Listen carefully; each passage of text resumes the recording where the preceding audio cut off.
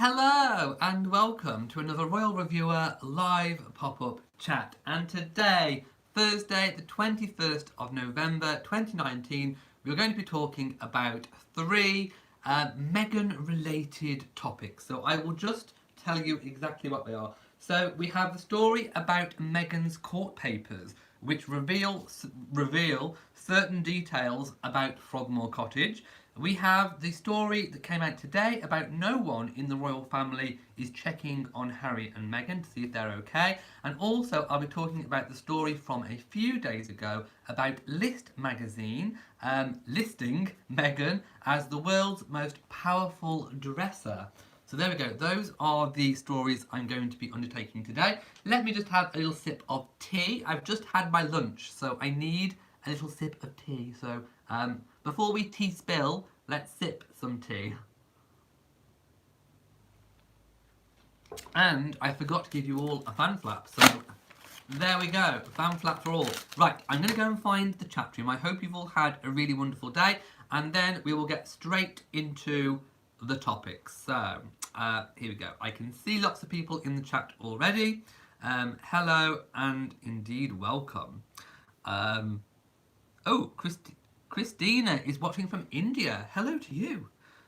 What tiara today? It's the girls of Great Britain and Ireland, one of the Queen's favourites. And as you can see, it is very sparkly. Can you see the glint? Do you know, it's always been this sparkly. It's just you've never been able to see because of all the bad lighting. But there we go. It's incredible, isn't it? Yes. Beautiful and shiny. There you go. I've not had them cleaned. Do not adjust your set. That is actually how they are. There we go. Oh, and Unique K is watching from Jamaica. There we go. Right, okay, I am getting straight into it. So, here we go. Meghan's court papers. Let me just pull that story up. Now, I would like to say that I haven't actually seen these court papers. So, this story originated from People magazine. Like I say, I haven't actually seen these court papers. If anybody has actually seen them printed online, anywhere, let's turn the badge around, please tell me where, because I haven't been able to locate them. So I am literally going off an article when I talk about this. So that is something to remember. But I am basing it on the fact that if it is quoting legal papers, then presumably they actually exist, because that would be source evidence. So it says that in legal papers filed on November the 11th, Meghan accuses the Mail on Sunday and its parent company of printing untrue stories in an attempt to portray her negatively. Now this we already know. Oh, Cynthia has donated $1.99. Thank you so much, Cynthia. I will give you a fan flap. Mwah to you, and thank you. So we know this already. I did a full-on story about where I read all the full statements. But what has come to light in the legal papers submitted recently is that there is no guest wing for Mother Doria. So obviously Meghan and Harry have had to kind of say these things to kind of point out what has been said about them that is untrue. So what was said is that a lot of the reporters suggested and reported that there was a guest wing for Mother Doria. Now, if you go back to my videos, I spoke about this at the time, and I said, well, I think my comments were something along the lines of, I think the press is taking a pretty reasonable guess and making assumptions, and it was a pretty reasonable guess to make that there may be some kind of granny annex or granny flat available at Frogmore Cottage, just in case, for when Doria comes over. So basically they just took a wild stab in the dark and took a reasonable guess. However, I think I did say at the time that maybe true, maybe not true, we don't actually know. And there we have it. If these papers do actually exist, which I think they do, because why quote legal papers if they're not actually there? So there we go. Frogmore Cottage does not have a guest wing for Doria, even though it was a reasonable assumption to think that it to think that it might. There also was no £350,000 sound insulation. So remember, there was all the story about the aircrafts going over and it being really noisy under a flight path, and there being this really expensive, up to 500,000, I think it was quoted as, for the cost of this sound insulation. And I remember at the time, I think I said, I don't really think they need sound insulation. You might be able to hear a little bit of residual noise outside, but inside, as long as you've got reasonable double glazed windows or even triple glazed, you won't hear the aeroplanes inside. And don't forget, old walls, Frogmore Cottage being really, thick walls, you would not hear any aeroplane noise inside the houses. So I did say that at the time, and obviously now that has been proved correct. They did not have expensive sound insulation. Also, there was talk obviously about the letter that Meghan sent to Thomas, that Thomas then sold to the Daily Mail to be printed. Apparently only half of it was actually printed. The other half, it is said in these court documents that Meghan was really supportive to her father and all the rest of it. Of course, we are not going to know the entire contents of that letter, but turns out only half of it was actually reported. So there we go. So it was obviously used to suppress parts of the letter to literally almost half of the contents. Obviously used to portray a particular narrative that they wanted to portray. It also goes on to say that she did inquire about her father's health in that letter, but obviously those elements were not actually printed.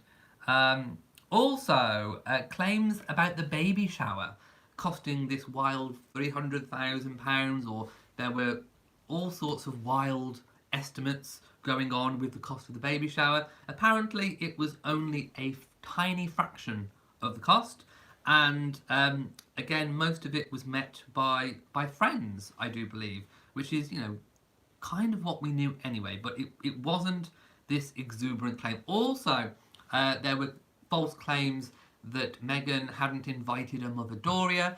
Turns out that Doria had work commitments and she couldn't go. So that was why Doria was not at the baby shower, the one in New York I'm talking about, because she had previous work commitments. And hey, she's a working woman.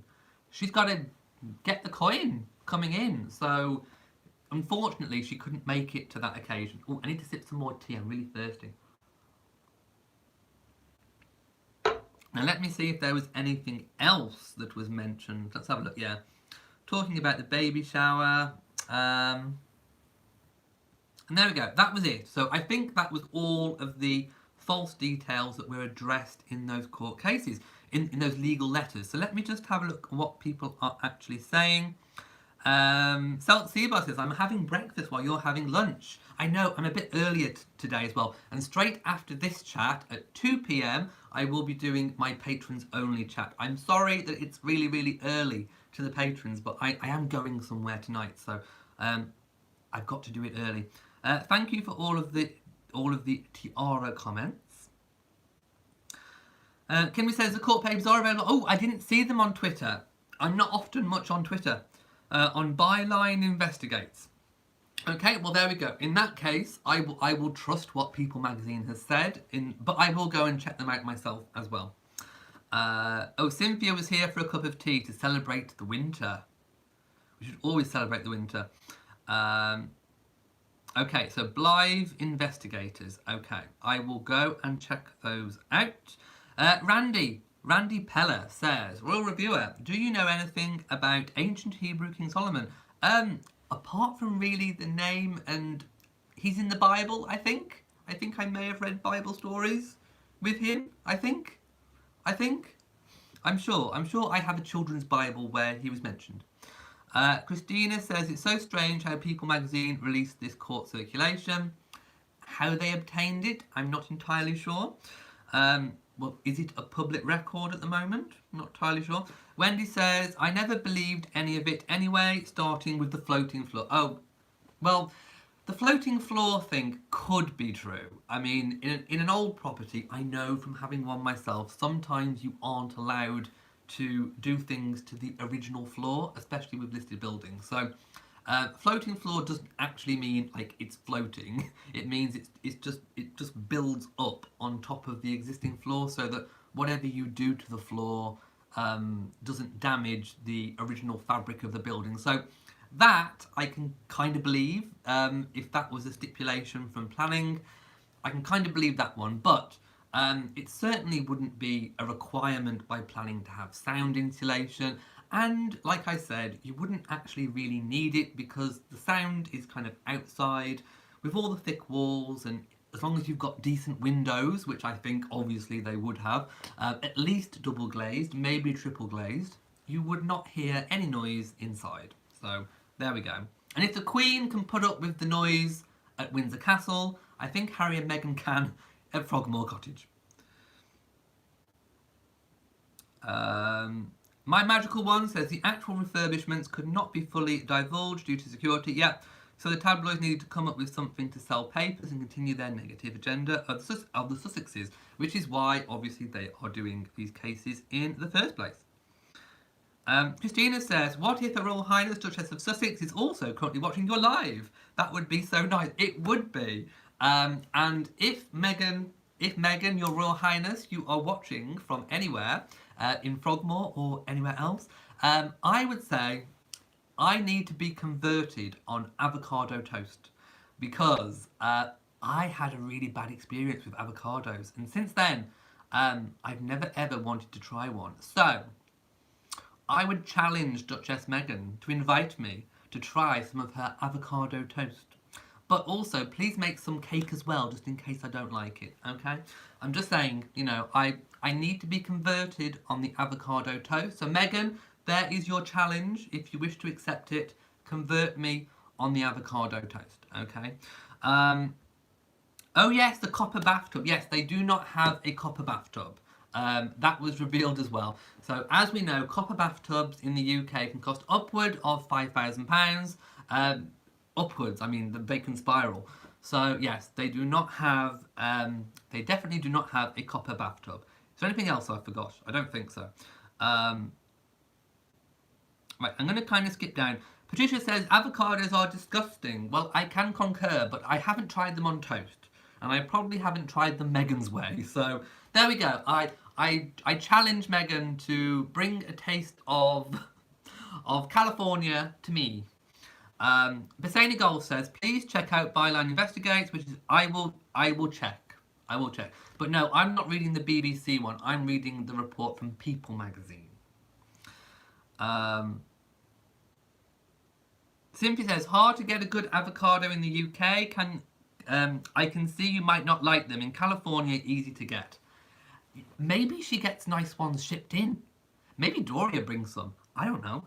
My magical says, it's so cold in the UK right now. I am snuggling up with the heating on. I've got my jacket on. I've got my cup of tea. Oh. Yes, I do. Right, next story, because I need to move on. I'm trying to keep these a bit more punchy. Am I succeeding? Probably not. I'm probably going off at weird tangents. Right, so next story is that no one in the UK is checking on Harry and Meghan to see if they are okay. And this kind of goes back, I think, a play on the royal rift. So, okay, what to make of this? So, going back to the original royal rift story, I was very sceptical of all of the royal rift story.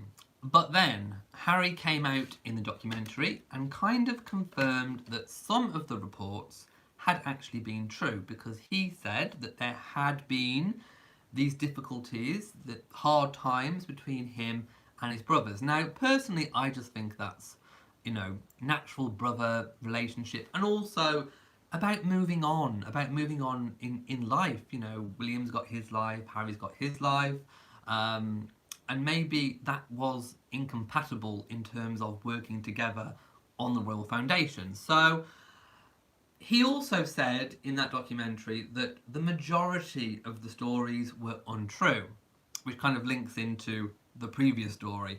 But at least some of them, some of those stories were true. So now I cannot completely discount things that come out. I can't completely dismiss it at hand as being completely untrue, which is kind of sad, I think, in a way, because I don't want to think that no one is checking or texting or speaking to Harry or Meghan. This could be one of those probably 95% of the stories that are untrue, but could also be something that is true, and I don't think anyone actually knows. It is important to point out that it is claiming that sources say and all that kind of thing. So, is it a true and accurate source, or is it a completely made up, fictitious tabloid story continuing this negative narrative against Harry and Meghan, and also William and Catherine as well, or the rest of the royal family for that matter? It is very difficult to tell, and it is difficult times to work things out at this very moment. So, this story is basically that no one is checking in, texting, or speaking to Harry and Meghan.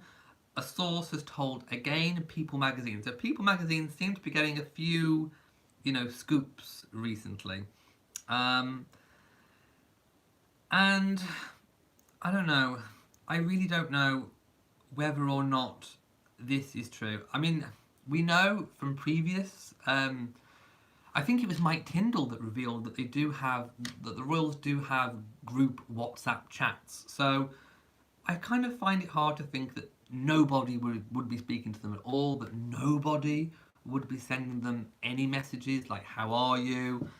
Especially when they know that, probably Harry in particular is going through a very, very difficult time regarding, mental health issues. We know that he said that, it's an ongoing struggle. It's something that he has to live with and manage. And of course, I am talking about the death of his mother, with him being so young when that happened, and completely understandably, I don't think anyone who doesn't have a heart could not sympathise and empathize with him. That of course, he's going to have these issues that are going to be ongoing for life. It affected him terribly. Of course it would, completely understandably. And then seeing what's been going on with Meghan in the press, he's making these comparisons, and I think it's really, really, really hit him hard. Which brings me back to this time off. Apparently, if you listen to the press, they actually started their 6-week break on Monday. So is this story, and this is me going a long way around about making a point. So is this story about nobody texting or offering support to Harry and Meghan? Is that a replay of the summer? Because Harry and Meghan have now gone on their extended break, is this now like a replay of silly season? Could it be that now people are coming up with all of these stories just to get a Harry and Meghan story? Again, it could be, or there could be an element of truth. At the moment, we really, really do not know. But I would say, and I was thinking about this, as I do, I think about these things in the shower. I was in the shower this morning and I was thinking, I hope that Harry and Meghan really are taking an actual break. And I know that Harry and Meghan are tireless workhorses, and even in the summer, of course, they were working on their projects. But I think if they're taking a break, I think it should be a break from everything, just to kind of really, get themselves centered and, just help with any issues they might have, even if those issues have been put there by the press. Because like I've said in previous videos, I don't think Harry and Meghan need a break from their royal duties at all. I think they've got their royal duties down excellently. They're doing royal duties just fine. They do not need a break from royal duties. What they need a break from is all the hoo-ha that's going on with the press. And it seems to me like even just a few days in, the press are kind of replaying the whole summer silly season negative narrative that's going on, and I just hope that stops. And I hope that Harry and Meghan are actually using this time to get a proper break. I don't think they will though. I think they will do work behind the scenes. I think it's just them. I mean, always something on the go. But I do hope that they do actually take this time to get some proper time out, and actually just don't do anything. And actually, the charities are probably all going to lose out because of the press. I mean, if it wasn't for the press doing what they were doing, Harry and Meghan wouldn't be having this time off right now, and the charities would be getting all the benefit. But that said, I still hope that Harry and Meghan actually get a proper break. So that's what I kind of wish. Right, I'm going to go to the chat room and see, excuse me, what people are saying. Really says, yes, got it right as always. A break still won't help them. The press is truly out to get them. Yeah, they need a break from the press, not from royal duties. That is most definitely what they need. Cynthia says, hopefully Meghan and Harry come here and go to Santa Barbara and look at the ocean. Oh, I'd love it. Take me over there with you and you can give me proper Californian avocado toast. Karen says, I think they may do some work on this break to set up their... Yeah, I think they will too, but I kind of hope they don't. I really want them to get a proper break, but I agree. I think they are tireless workhorses and they will do it anyway. Tanja says, is the Prince of Wales in the position to send anyone anywhere? No. I think that's up to the monarch. Even the monarch can't. Well, the monarch can ask to deputise things. So if it's work related, then yes, the Queen can request certain members to go and do certain things. But they can't banish them somewhere or send them places.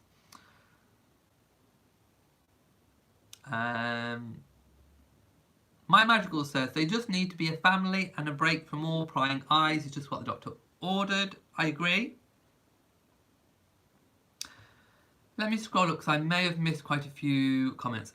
Karen says, the brothers admitted they have had disagreements at the seminar with the... Yes, they did. Before Harry and Meghan married. It does not mean they have unreconcilable differences. Exactly. I think it's just normal brother stuff, but it's amplified by the media, isn't it? Joe Bob says, Harry is doing what William wishes he can do. This is his time to shine, and we don't know what behaviour William has exhibited throughout years, as he's given so much protection as he's heir. There was another thread to that story, and that was that, that they were comparing the two brothers and their destinies and saying that, Harry, basically they were saying that Harry may have a case of sour grapes because William's going to be king and blah, blah, blah. Again, that's something that I don't think is true because Harry will have always been brought up as, I know it sounds horrible, but he will always been brought up as the spare. So and that sounds really brutal, I know, but technically it's true.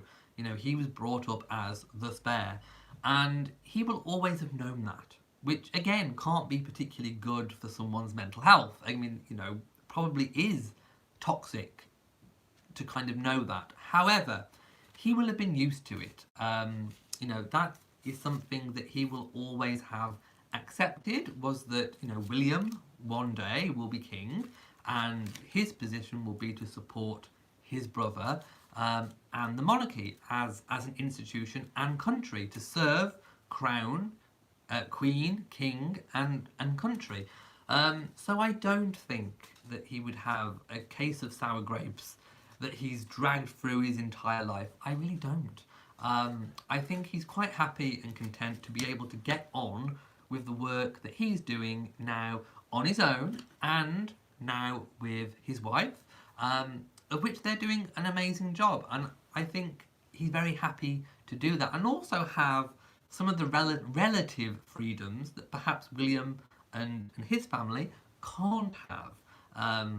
So no, I don't kind of think that's true. I think Harry's quite happy with his work life. He's just not particularly happy with the press at the moment, as we can clearly see. PP says, I never, the press in the UK was so disgusting. They are normal people. Let them have normal life outside of their royal work. They really need to be strong to handle this. Oh, I think Harry and Meghan are strong. But they just perhaps need this little bit of time out that they shouldn't technically be having, because the press shouldn't have done it in the first place. But that's a separate issue. The Living God says, the royal family are just humans. Yeah. Although the Queen is a goddess. I'm not having that. Stop right now. The Queen is a goddess. Right. Greg J says, Shortland. Oh, I don't know who Shortland is. Diana Neal says, Princess Margaret was also the spare, and she had some severe emotional problems as well. Yeah, I mean, I've been watching The Crown Series 3, and I have to say, there was an article that I read. I mean, I'm only up to episode 2, because I'm watching them with someone else. And already there are a certain number of stories, thread lines in The Crown that maybe weren't technically accurate. So, for example, Margaret kissing on the lips and making those wild speeches at the dinner party. Some of those things aren't actually true. Some of it is artistic license. So I may do a separate video on The Crown about what was actually true and what was not true. So fact or fiction. Oh, Living God says, today is National Science Awareness Day.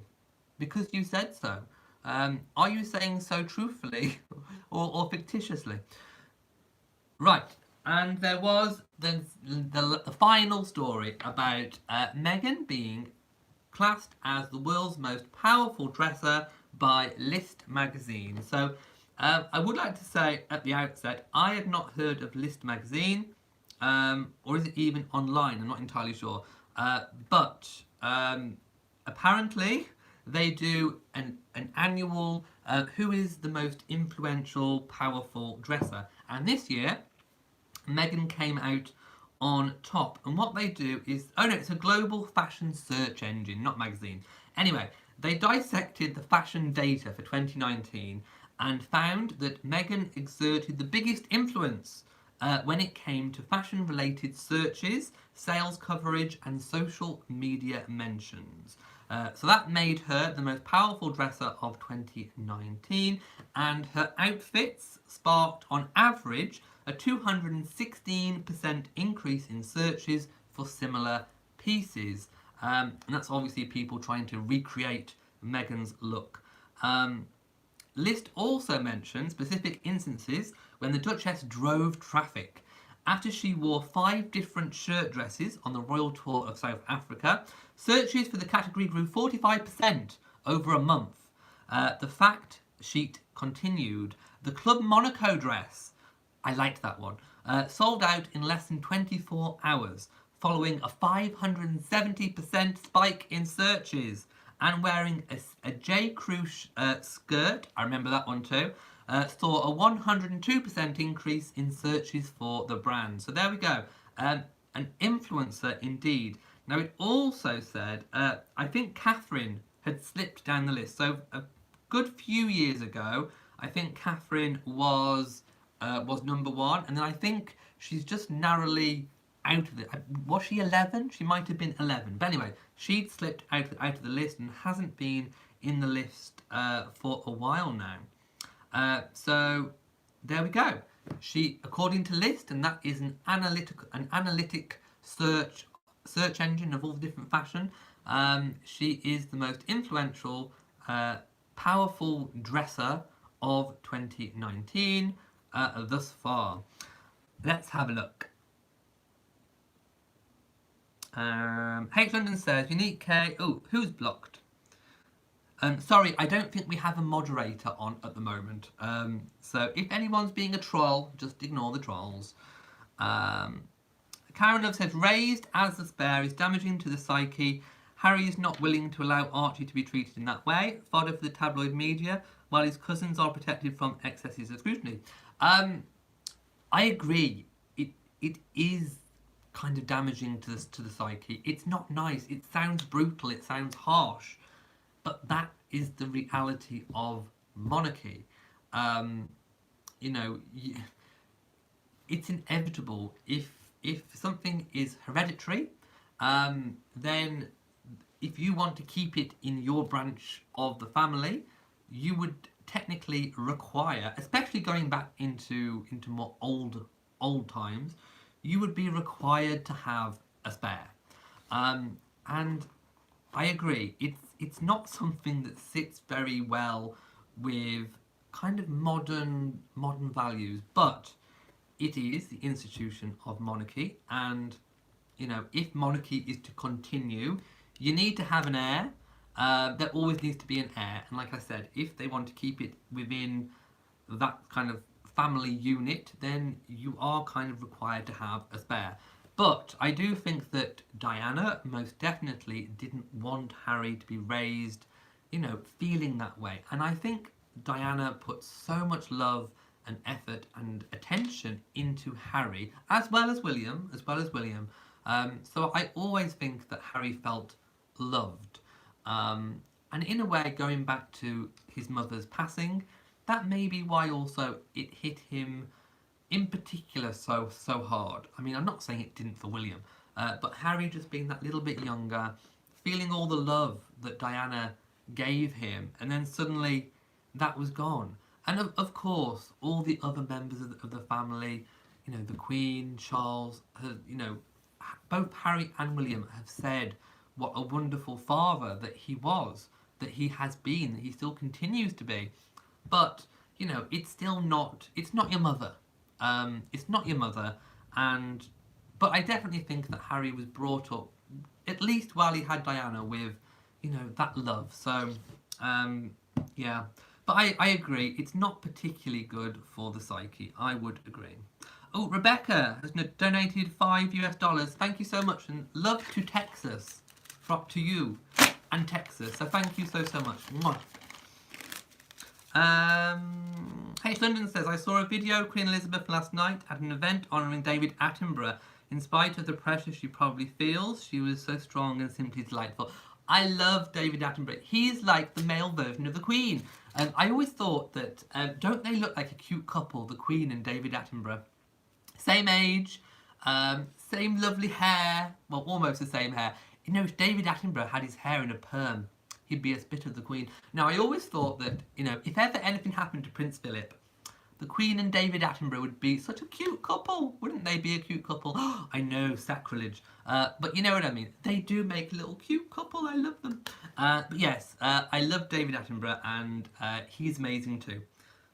He's a god and the Queen is a goddess. Yes, don't tell Prince Philip that, but they would, wouldn't they? Wouldn't they? Don't start with me. Don't start. You know it's true. You all know it's true. They look like a cute couple. They do. Things Made Simple says, Elizabeth is not foolish. Who's foolish? Dana Neal says, yes, they do look like a cute couple. Super cute. My goodness. Bassani Golf says, Dickie Arbiter should be ignored because he wrote a kiss and tell all about the royal family which did not go down well. I'm not commenting on that one. I have certain views about those arbiters. Anyway, we shan't go there. Right, My Magical says, Meghan influences overall is astounding. That is why, in my view, she is disliked and liked.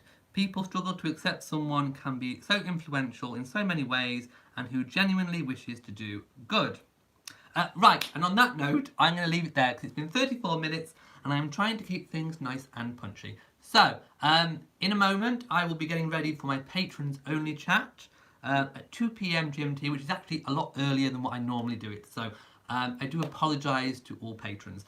You will find the link in the usual way in your Patreon message box. Right, if you have enjoyed this video, please give it a big old thumbs up. Don't forget to share on social media, and also do hit that bell so that you know whenever I upload a new video. Also, do make sure you are subscribed to the channel. Do it now. So, from me in Shropshire, mwah, to you all, and goodbye.